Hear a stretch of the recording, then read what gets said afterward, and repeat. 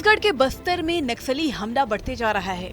बीते दिनों कांग्रेस विधायक के काफिले में हुए हमला के बाद बीजेपी ने भूपेश सरकार की कानून व्यवस्था पर सवाल खड़े कर दिए हैं। पूर्व मुख्यमंत्री रमन सिंह ने सरकार पर तीखा प्रहार किया। उनकी माने तो भूपेश सरकार में नक्सलियों का आत्मविश्वास बढ़ा है।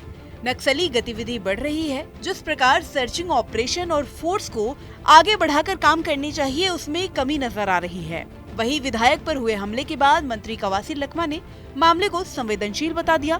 उनकी माने तो नेतागिरी बाद में, पहले जान है तो जहान है। दरअसल नक्सल प्रभावित बीजापुर जिले में कांग्रेस विधायक विक्रम मांडवी के काफिले पर नक्सलियों ने हमला कर दिया था।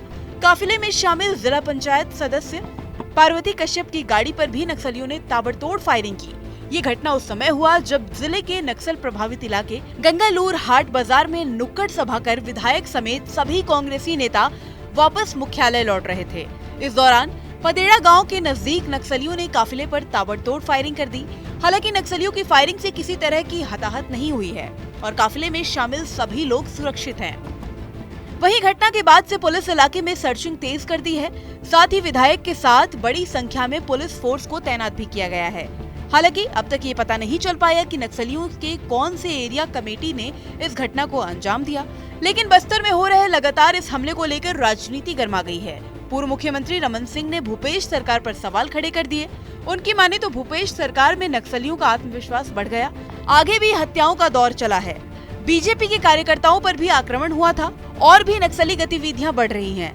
रमन सिंह की माने तो जिस प्रकार सर्चिंग ऑपरेशन और फोर्स को आगे बढ़ाकर काम करना चाहिए, उसमें कमी है। वहीं चुनावी सीजन को देखते हुए जब तक ऑपरेशन नहीं करेंगे तब तक यही स्थिति होगी। भूपेश सरकार में नक्सलियों के आत्मविश्वास बढ़ा हुआ है और आगे बढ़ के जिस प्रकार की हत्याएं का दौर चला था, भारतीय जनता पार्टी कार्यकर्ताओं के ऊपर भी आक्रमण हुआ और भी लगातार नक्सली गतिविधि बढ़ रही है। मुझे लगता है जिस प्रकार सर्चिंग ऑपरेशन और फोर्स को आगे बढ़ के काम करना चाहिए, उसमें कमी है। सर, कांग्रेस विधायक के ऊपर अभी हमला हुआ है सर, आगे भी जो चुनाव का दौरा है सर, अभी भी विधायकों का खतरा बना हुआ है सर। जब तक ऑपरेशन नहीं करेंगे तब तक यही स्थिति रहेगी। इधर विक्रम मांडवी पर हुए हमले के बाद कवासी लखमा ने कहा कि इससे पहले हुए नक्सली हमले में हमने बहुत कुछ खोया है। ये एक संवेदनशील मामला है। विधायक विक्रम मांडवी के साथ जो घटना हुई है वो बहुत ही दुखद है। कांग्रेस पार्टी के नेताओं पर पहली बार हमला नहीं हुआ, इससे पहले भी हमला हुआ है। और आगे लखमा कहते हैं कि जब तक आईजी एसपी अनुमति ना दे तब तक चाहे सीएम भूपेश बघेल हो या फिर गृह मंत्री, किसी भी नुक्कड़ सभा में नहीं जाना चाहिए। नेतागिरी बाद में कर सकते हैं, पहले जान बचाएं। आज बीजापुर के कल का घटना दुर्भाग्यपूर्ण है। हमेशा हमारा कांग्रेस के परिवार बड़े बड़े नेता लोग हम लोग खोए हैं। बस्तर में इस टाइप का कांग्रेसी लोगों का हमला नया बात नहीं है। इसलिए एसएम ने क्या कहा वो आप अलग है, वो भी किसी से जानकारी लेके बोला होगा, लेकिन इस टाइप का घटना नहीं होना चाहिए किसी भी राजनीतिक दल के।